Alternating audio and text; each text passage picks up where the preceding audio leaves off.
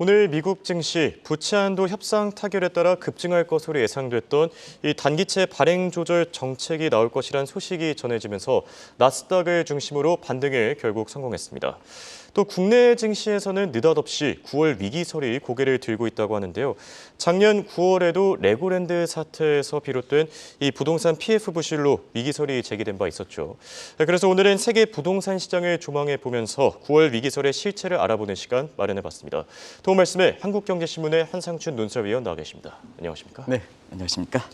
네, 우선 오늘 미국 증시부터 살펴보겠습니다. 3대 지수 결국 모두 상승 마감했는데요. 움직임 한번 짚어주시죠. 네, 오늘 그 국내 언론 보면 굉장히 부동산에 대한 얘기를 많이 했고요. 예.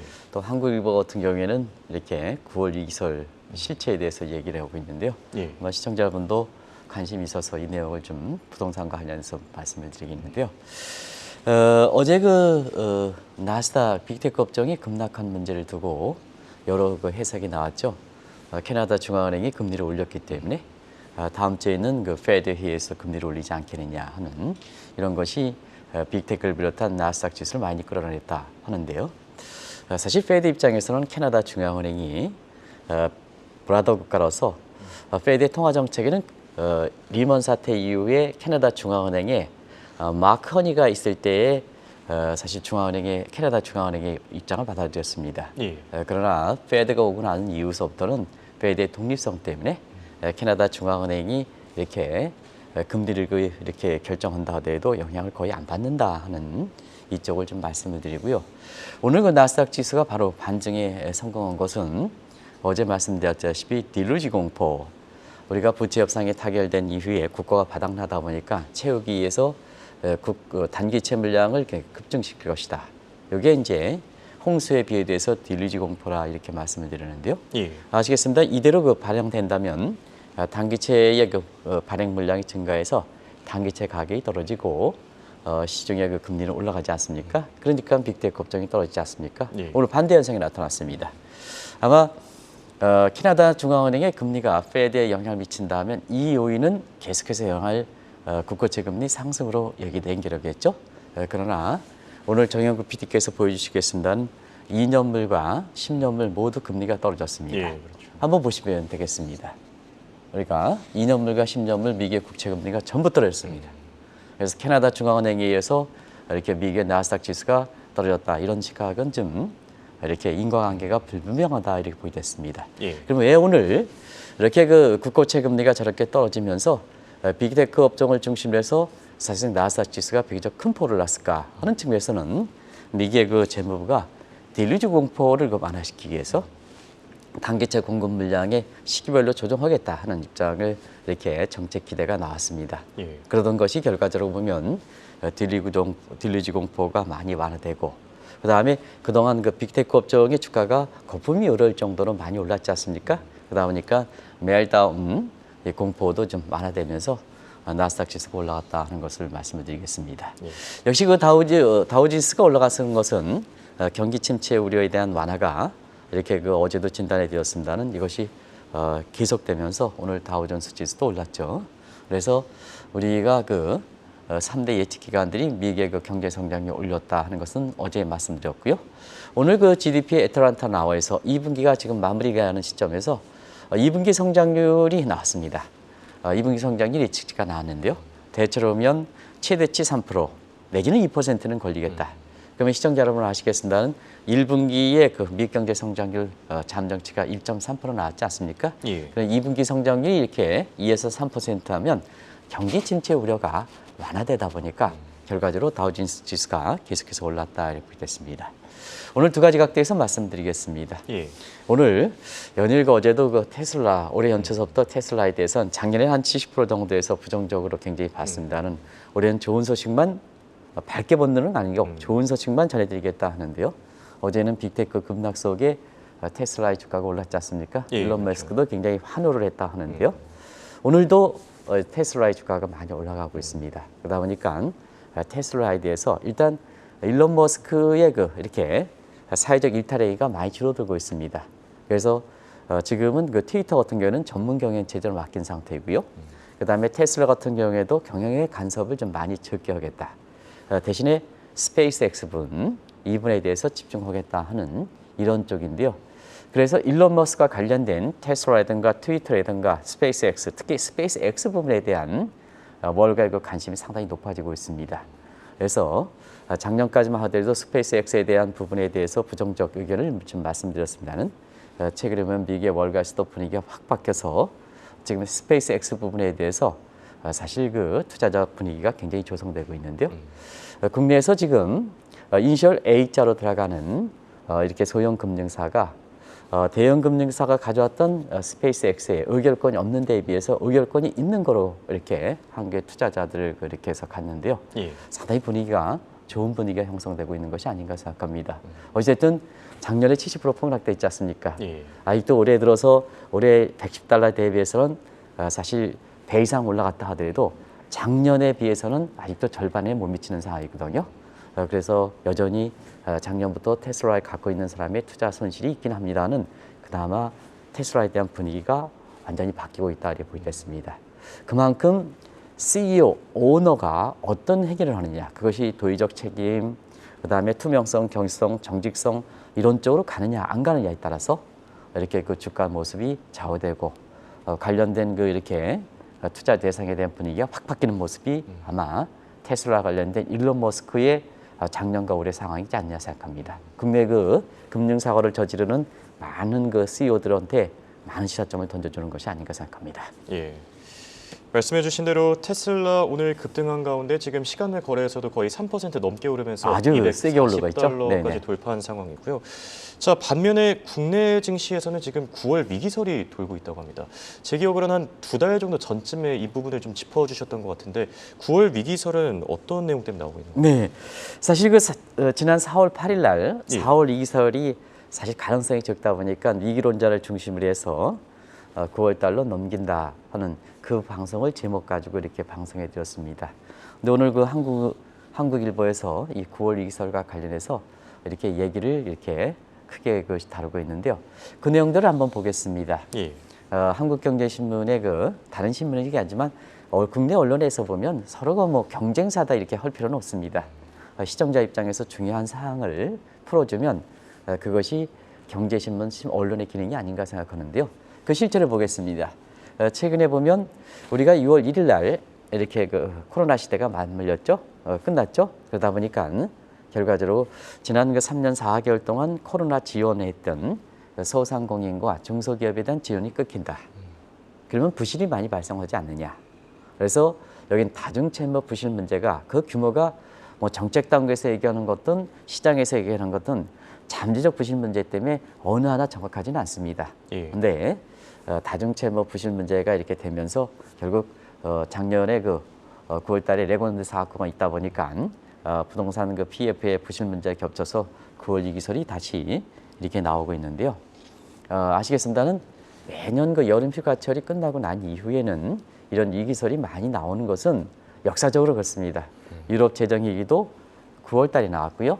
서프라임도 9월 달에 나왔고요. 리먼 사태도 9월 달에 나왔고 한국의 외환위기도 1977년입니다. 여기 공짜가 하나 7자가 빠졌습니다. 예. 우리 외환위기가 1997년, 96년, 97년 9월 달에 해서 나왔습니다. 작년 같은 경우에도 홍앵커가 아마 방송을 작년에 그 쭉 진행하면서 가장 예. 긴박했던 때가 작년 9월이 아닌가 생각합니다. 모 교수가 뭐 코스피가 한 1,800, 1,500에 떨어진다. 예. 환율은 올라간다. 그때 증시 붕괴론, 제2의 외환위기론 이렇게 나왔었죠. 예. 근데 결론적으로 이렇게 말씀드리면 외환위기 이후에 1990년 외환위기 이후에 한국의 외계 위기설에 대해서 실체가 많이 나왔는데요. 그 설대로 위기가 발생한 적이 한 번도 없다 하는 것을 결론으로 드리겠습니다. 예. 그래서 그 원인은 부동산과 관련해서 그 왜 원인이 없느냐, 근거가 없느냐 하는 것을 지금부터 말씀드리겠습니다. 네. 일단 결론부터 먼저 얘기해 주시긴 했는데요. 그 과정이 궁금합니다. 지금 9월 위기설도 이 부동산과 관련돼서 신경이 쓰이는데 최근 부동산 시장은 어떻죠? 네, 세계 부동산 시장은 코로나 이후에 완전히 종전의 성격과는 이렇게 달리 됐습니다. 그만큼 코로나에 의해서 세계 경제라든가 부동산 시장에 커다란 변화를 몰고 왔다 이렇게 보시면 되겠는데요. 세계 부동산 시장에서 코로나 이후에 분절화, 요즘 많이 나오죠. 분절화 이 단어가 많이 나오고 있는데요.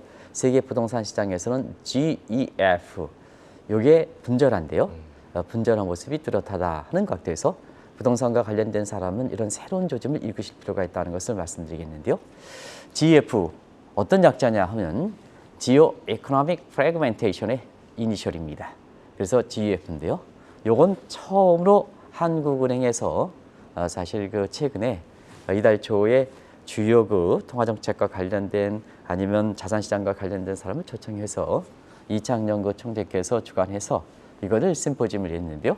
당시에 초청이 됐던 자글로바 IMF 부국장이 자, 이 GEO를 한글로 한번 번역하겠습니다. G 지리적으로. 예. 그다음 economic 거기에 use를 이렇게 들어가면 경제 용도별로 fragmentation 분절화가 된다. 그래서 한마디로 분절하지만 세부적 대역에서는 지리적 경제 용도별로 이렇게 분절의 현상이 나타나고 있다 이렇게 됐습니다. 예. 그러면 이제 세계 부동산 시장을 보겠습니다. 용도별로 보면 상업용 부동산에 대해서는 어제도 그 제닛 앨런 이렇게 장관이 미국의 디폴트율을 경고한 데 이어서 다음으로 경고한 것이 상업용 부동산에서 경고한 것을 아마 홍해커에서 예. 최부와 캐스터랑 같이 이렇게 전해주셨죠. 그 내용들을 보면 아마 이 방송을 통해서도 미국의 오피스 빌딩 같은 경우는 70% 좀비다.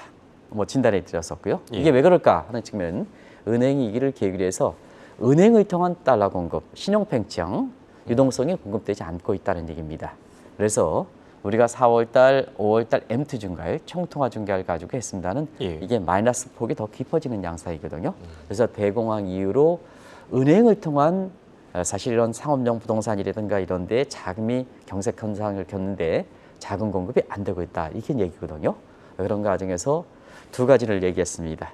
미국 부동산 담보 대출이 그렇게 높지는 않습니다.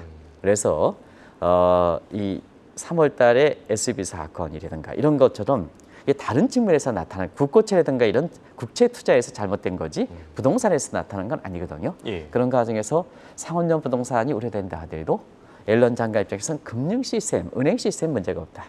그러나 상업용 부동산에 대해서는 대출이 안 나가기 때문에 지금 오피스텔 같은 경우는 70% 좀비가 시간이 가면 갈수록 지금은 부실로 나타나거든요. 향후에 미국 경제 관련해서 이 대목은 굉장히 중요하겠다는 것을 제닛 앨런 재무장관이 경고하고 나서서 미국에서 보면 상업용 부동산의 부실 문제에 대해서 다시 한번 분위기가 확실히 위험감으로 이렇게 닥치고 있다는 걸 말씀드리겠습니다. 네. 상업용 부동산 위기 확실히 더 심각한 상황으로 번지고 있는 것 같은데요. 다른 국가들의 상황과 함께 진단해 주시죠. 네, 실제로 좀 더 자세하게 하면 미국이 아무래도 그 핵심이기 때문에 미국에 대해서는 공실률 지금 특정 지역에 있어서는 한 20%까지 이렇게 올라가는데요. 경제 핵심 지역이 서부 지역에 실리콘밸리가 있는 지역, 그 다음에 뉴욕 이렇게 상징 지역이지 않습니까? 동서부가 지금 공실률이 20%고 오피스텔 같은 경우는 좀비율이 70%까지 올라갔다는 것은 시청자 여러분 다 아실 거로 생각합니다. 예. 그래서 상업용 부동산 가격이 급락하고 있다. 지금 25% 정도 급락하고 있는데요. 갈수록 저 낙폭이 확대되는 상황입니다. 이게 이제 뉴욕의 실체인데요. 이 대형 상업용 부동산에 대해서 한 번 좀 더 세부적으로 이렇게 그거에 대해서 자산으로 운영하는 이렇게 기관 투자를 보겠습니다. 예. 지금 상태에서 상업용 부동산에 대해서 이걸 가지고 그것이 리츠 상품이든 각종 투자 대상 현은 그런 기관들이 상당히 어렵게 되는 거죠. 그래서 블랙스톤이라든가 핑크라든가 블루필드라든가 시청자 여러분 보시면 다들 아시는 템입니다. 위드 브리지 캐피탈이라든가 더더구나 캘퍼스 같은 그다음에 캘스퍼스 같은 이런 미국의 사실 그 국민들의 노후에 책임지고 있는 이런 쪽도 상업용 부동산을 닫다 보니까 가격이 급락하는 과정에서 수익률이 급락하는 현상이 지금 발생하고 있다 이렇게 됐습니다. 그런 과정에서 한국을 비롯해서 다른 국가는 어떠냐 하면 뭐 시청자 여러분이 아실 겁니다. 지금 한국의 강남이라든가 이런 데도 주거용이 아니고 상업용은 임대가 많이 나와 있습니다. 그래서 어제는 김소영 그 금감위 부위원장께서도 9월 이 기설 실체에 대해서 많이 확산되다 보니까 여기에 대해서 부실화율이라든가 이런 걸 감안해서 이것이 위기 가능성이 전혀 없다 하는 것을 말씀하셨고요. 이창용 하는 총재께서도 이례적으로 집값의 문제와 함께 사업용 부동산에 대해서 한번 종합적으로 점검하겠다 하는 측면에서 사실 우리나라도 이 사업용 부동산의 문제, 이 문제가 현실로 닥치고 있다는 것을 말씀드리겠습니다. 예.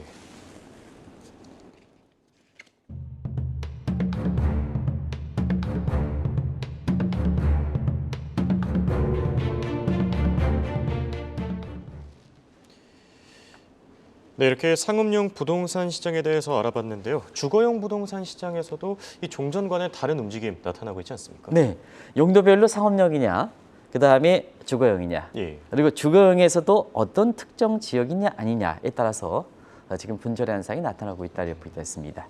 미국의 집값, 주거용 부동산 시장을 한번 보겠습니다. 일전에도 한번 말씀드렸다시피 동거 지금 이제 사실 보스턴이라든가 이런 쪽, 벌먼트라든가 이런 쪽 있잖아요. 이런 쪽은 가격이 높습니다. 근데 지금의 자연재해라든가 산불 피해라든가 이런 게 많고 이런 지역인 서쪽 같은 경우에는 실리콘밸리의 텅 비는 문제와 함께 지금 가격이 낮아지는 현상이 발생하고 있다 이렇게 보게 됐습니다. 서부 지역 같은 경우는 샌프란시스코 같은 지역은 평균 지금 올해 들어서 한 10% 정도 급락하는 상황이고요. 상대도 동부 지역 같은 경우에도 이게 지역별로 차이가 많긴 합니다는 전체적으로 보면 지금 가장 많이 이렇게 하는 지역이 마이애미를 비롯해서 멀번트라든가 이런 지역을 중심으로 해서 평균적으로 10% 이상 하다 보니까 상당히 대조가 되고 있는 상황이다 이렇게 됐습니다. 예. 유럽의 부동산 시장도 주거용 부동산 같은 경우는 지역에 따라서 도시에 따라서 굉장히 프래그멘테이션 분절의 현상이 나타나고 있다 이렇게 됐는데요. 영계 런던은 상당히 안 좋습니다. 이건 시청자 여러분이 왜 그럴까 하는 것은 브렉시트 문제 때문에 그렇다 하는 것은 잘 아실 거고요. 예. 그다음에 런던의 금융시장이 지금 유럽의 배후 금융시장으로 전락하는 과정에서 이렇게 집값이 많이 떨어지는 현상이 발생하고 있는데요. 이 브렉시트에서 자금이 이탈되는 부분이 들어가는 지역, 베네룩스 3국이라든가 파리 지역은 집값이 좀 올라가고 있습니다. 그리고 독일의 경기는 안 좋지만 국제 채권 시장이 들어가고 있는 프랑크푸르트 지역을 중심으로 해서는 국제 금융이 몰리는 과정에서 집값이 올라가는 모습을 보이고 있습니다. 유럽 쪽도 그렇습니다. 그러면 이제 최근에 한국 사람들이 가장 많이 간다 하는 오랜만에 그래서 기지개를 피고 있는 일본 같은 경우에는 사실 두 가지가 있습니다. 하나는 골프장 주변의 집값이 많이 올라갑니다. 과거 일본 같은 경우에는 도쿄 집값이 올라가면 도쿄에 이게 집값이 많이 올라가야 되는데요. 예. 지금은 그렇지 않습니다. 골프장, 대대적인 정부였던 골프장, 요 주변의 집값이 올라간다. 두 번째는 이렇게 그걸 뭐라 그러네요? 목욕. 예. 목욕 관련된 온천, 온천, 예. 네, 온천과 관련된 지역의 도쿄시아라든가 사포로라든가 이런 지역이 집값이 올라가고 있습니다. 그래서 일본도 지역별로 프래그멘테이션, 분절의 현상이 나타나고 있다 이렇게 됐습니다. 예. 개인적으로 가장 궁금한 부분인데요. 세계 부동산 시장에서 왜 이렇게 분절화 현상이 나타나는지 특별한 요인이라도 있습니까? 세 가지를 꼽겠습니다. 코로나 이후에는 다들 아시겠지만 재택근무가 보편화됐다. 그 재택근무가 보편화됐다면 내가 뉴욕에서 굳이 지금 뉴욕의 그 월별로 보면요. 예. 그 투베드룸이냐 쓰리베드룸이냐 다르긴 합니다는 투베드룸 같은 경우에는 지금 월세가 얼마인지 아십니까? 글쎄요, 얼마쯤 될까요? 지금 아마 1,000만 원 정도 될 겁니다. 1,000만 원 정도 될 겁니다. 예. 학생들 오피스텔 같은 경우에도 지금 한 사람이 싱글 베드룸 같은 경우에도 지금 500만 원 이상 돼서 이게 기숙사가 없으면 유효가 경비가 굉장히 많이 올라가는 상태거든요. 예. 그런 과정에서 이렇게 보면은 사실 그거 가지고 재택근무가 보편화되고 있는데 정착되고 있는데 그거 가지고 거기서 뉴욕에 근무할까 하는 측면에서 보면 사실 뉴욕에서 빠져나온다는 얘기거든요. 그래서 일반적으로 근무 환경이 재택이 가능하고 이것이 코로나 끝나가는 과정에서 이전으로 복귀되지 않고 이게 정착되는 분위기 이런 과정에서 아마 이런 집값의 분절의 현상이 나타나는 것이 아닌가 생각합니다. 예. 두 번째는 기업 입장에서 보면 사실 지금은 포지티브 매니지먼트가 아니라 네거티브 매니지먼트거든요. 왜 경기 침체와 관계없이 인텔에서 대규모 40만 원의 인원을 감축할까? 경기 침체가 아닙니다. 예. 그만큼 뭐냐? 지금은 네거티브 매니지먼트. 지금 불확실성 시대에서는 포지티브의 매출액을 증대하면 그 매출액이 경제 성장률도 못 믿는데 매출액을 추정한다면 그건 불확실한 거죠. 예. 그러면 불확실한 길 때 저 프로핏, 그 프로핏에 대해서 신뢰가 덜려면 내가 통제할 수 있는 인건비 줄이고 금리 줄이고 이런 거거든요. 예. 네가티브 재테크가 매니지먼트가 일반화되다 보니까 지금 뭐냐 비용 감소 차원에서 지금 기업들이 굳이 상업용건물 저렇게 뭐냐 고가인 그래서 임대료든가 뭔가 많이 하는 이런 쪽에 있을 필요가 뭐 있을 것이냐 하는 측면에서 보면 이렇게 그 비용 절감 차원에서 다른 쪽에 마이애미라든가 플로리다든가 이런 쪽을 옮기는 과정에서 근로자도 같이 가게 되거든요. 예. 그래서 하다 보니까 이런 현상이 나타나는 것이 아닌가 생각하고요. 그다음에 무엇보다도 기상 기온 때문에 지금 뭐냐 이 돈 있으신 분들이 과거에 바닷가 주변 그다음에 이런 것이 집값에 주였던 지역이거든요. 예. 근데 이게 산불 피해 그다음에 쓰나미 댐 터져 폭우해 이런 지역이다 보니까 그게 주거 환경으로서 생명 위협이 되다 보니까 지금은 과거에 화려하지 않지만 그런 쪽으로 이동하는 과정에서 이렇게 같은 주거이라 하더라도 프래그멘테이션 현상이 나타나고 있다 이렇게 보이됐습니다. 예. 이렇게 엔데믹 시대에서 새로운 현상을 보이는 세계 부동산 시장 앞으로는 어떻게 될 것으로 보십니까? 네, 제니 렐런 회장도 어제 재택 환경은 앞으로 정착된다는 거 아니겠습니까? 예. 재택 환경에 정착되면 상업용 부동산 가격은 앞으로도 굉장히 우려된다는 그런 결론을 내릴 수가 있죠. 그렇죠. 그런 과정에서 세계 부동산 시장은 분절한 시장, 분절한 현상은 앞으로 지속되지 않겠나 이렇게 보고 있습니다. 원인은 앞에 진단해 드린 대로 같은 맥락입니다. 예. 그러다 보니까 가장 이렇게 우리가 이렇게 보면 앞으로 이제 인공지능을 비롯한 새로운 산업군이 근로 환경과 세계 부동산 시장에 어떤 영향을 미칠까 하는 측면에서는 자 이제는 조직의 시스템보다도 지금 월 2만 원 하면 챗 GPT를 이용할 수 있다. 예. 그래서 집에서 모든 것을 정보도 그렇고 모두 그렇고 얻을 수 있다 하는 측면에서 보면 사실 재테크의 근로 환경은 더 정착되는 것이 아닌가 이렇게 보고 있습니다. 그래서 상업용 부동산 상업이 영원히 회복되기 어렵지 않느냐 하는 입장대로 이런 얘기가 나올 정도로 앞으로 새로운 산업군이 이렇게 될 때는 근로 환경에서는 재택이 일반화되고 또 전반적으로 보면 인력이 좀 이렇게 감소가 되는 고용 인력들이 감소가 되는 측면에서 과거에 상업적으로 번창했던 지역들 같은 경우는 많이 줄이지 않겠느냐 하는 측면에서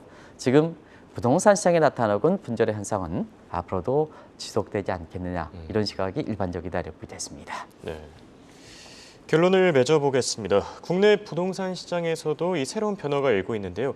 올해 하반기에는 좀 회복될 것이다. 이런 시각도 나오고 있지 않습니까? 네, 오늘 유나이도 국내 이렇게 언론들이 이렇게 부동산에 대해서 많이 나오고 있는데요.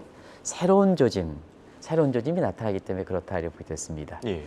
사실은 그렇지 않습니까? 미국에 이렇게 상업용 부동산에서는 연일 안 좋다는 것을 홍앵커 입을 통해서 이렇게 그때그때 정리해 드리고 있습니다는 최근에 미국의 집값에서 5월 달에 상승세로 돌아서는 게 아니냐 하는 쪽의 통계를 아마 전해드렸습니다. 이와 마찬가지로 한국경제신문에서도 오늘 일면에 사이드 톱으로 제가 빨간 줄을 그렸습니다. 3주 연속 상승. 예. 그래서 서울 아파트값 바닥 다졌나 이런 식으로 비교적 신중하게 다루고 있습니다는 예. 사실 서울의 아파트 지역에서 한 달 반 전서부터 송파, 강남 3구, 그다음에 이건 오랜만에 들어보시죠? 용산구, 예. 그다음에 노원구, 그다음에 마용성이라 그러죠. 예. 마포구, 그다음에 노원구, 성동구 이런 쪽도 지금 매기가 붙는 상태고요. 재료가 있는 지역의 여의도라든가 그다음에 강남의 재건축 지역이라든가 그다음에 오세훈 시장의 그렇게 도시 개발 정비 차원에서 재료가 있는 지역을 중심으로 해서는 가격이 의외로 많이 뛰는 이런 양상을 보이고 있거든요. 그런 과정에서 한국 같은 경우는 지금 사실 그 집값 같은 경우에는 많은 사람이 인구 통계학적 관점에서 앞으로 5년, 6년 이렇게 대형 증권사에 이렇게 부동산에 대해서 굉장히 부정적으로 얘기하시는 분 같은 경우에는 앞으로 인구 통제학적 저출산 고령화 문제 때문에 부동산 시장에 살아나기 어렵다. 굉장히 부정적으로 한 것이 작년 연말까지 모습이거든요. 예. 그러나 한국경제신문에 이런 게 6개월이 채 못 되기 전에 이런 조짐이 나타나고 있다 이렇게 됐습니다. 그런 과정에서 주거용 부동산 같은 경우에는 분절한 문제 때문에 이제는 한국의 부동산 시장에 전부 가는 게 아니라 예. 어느 지역을 선택하느냐에 따라서 사실 그 부동산 투자 문제라든가 수익이 결정되지 않겠나 이렇게 보고 있습니다. 예. 이 조짐은 지금 초기에 어떻게 보면 그린슛 단계이기 때문에 더 이것이 정착되면 그때 가서 한번 더 이렇게 세부적으로 진단해 보도록 하겠습니다. 예, 알겠습니다. 지금까지 도움 말씀을 한국경제신문의 한상준 논설위원이었습니다. 네, 고맙습니다. 네, 고맙습니다.